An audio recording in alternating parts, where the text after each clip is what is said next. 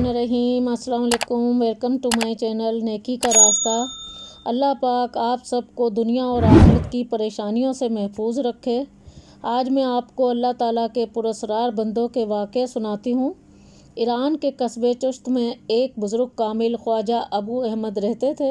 उनके वालिद करसनाका के बादशाह थे, मगर आपने बादशाही तर्क करके फ़कीरी को तरजीह दी और अल्लाह ताला की बारगाह में बुलंद मकाम हासिल किया। आप औलाद से महरूम थे। बड़ी दुआओं के बाद भी आपकी ख्वाहिश पूरी ना हुई। एक दिन आप निहायत परेशान बैठे हुए थे। बीवी ने परेशान देखकर कहा, अगर अल्लाह ताला ने हमें औलाद से महरूम रखना है तो हमें सब्र शुक्र से काम लेना चाहिए। आपने फरमाया, ए नेक बख्त, मैं औलाद की वजह से परेशान नहीं हूँ, बल्कि मुझे अल्लाह ताला की जानिब से डांट पड़ी है और मुझे कहा गया है, अबू अहमद, तुम्हारे दिल में तो मेरा घर है, मगर आजकल तो इस दिल में जहाँ मैं हूँ वहाँ औलाद की ख्वाहिश रखे हुए है। क्या यही ऐद मोहब्बत है? इस वजह से मैं परेशान हूँ कि मेरी इस ख्वाहिश की वजह से अल्लाह ताला मुझ पर नाराज़ हो गया है। उसके बाद दोनों ने अहद किया वो ज़िंदगी में आइंदा कभी औलाद के लिए दुआ नहीं करेंगे। कुछ अरसा इसी तरह गुजर गया। एक दिन बीवी को महसूस हुआ कि वो हामला हो चुकी है। हमल के दौरान ख्वाजा अहमद और उनकी एहलिया महसूस किया करते थे कि उनकी एहलिया के पेट में से कलमा तैयबा की सदाएं आ रही हैं। बाज़ औक़ात तो आवाज़ बहुत बुलंद हो जाती थी। उसके अलावा आपकी बीवी के जिस्म से इंतहाई मसूर कुन खुशबू भी आया करती थी।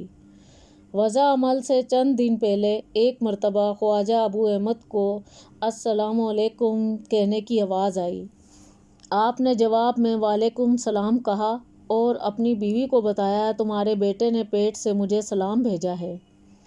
9 मुहर्रम को ख्वाजा अहमद की बीवी को दर्द-ए-ज़ा शुरू हुआ, लेकिन आम औरतों से बहुत कम तकलीफ़ हुई।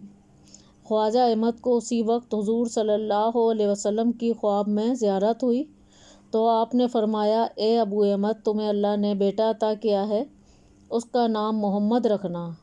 जब आपकी आँख खुली तो दाई ने आकर बेटे की पैदाइश की खुशखबरी सुनाई। आपने बेटे का नाम मोहम्मद रखा।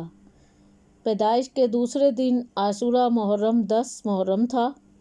माँ ने बच्चे को फजर की नमाज से पहले दूध पिलाया, फिर तुलुए आफ्ताब के बाद दूध पिलाने की बार बार कोशिश की, मगर बच्चा दूध नहीं पी रहा था।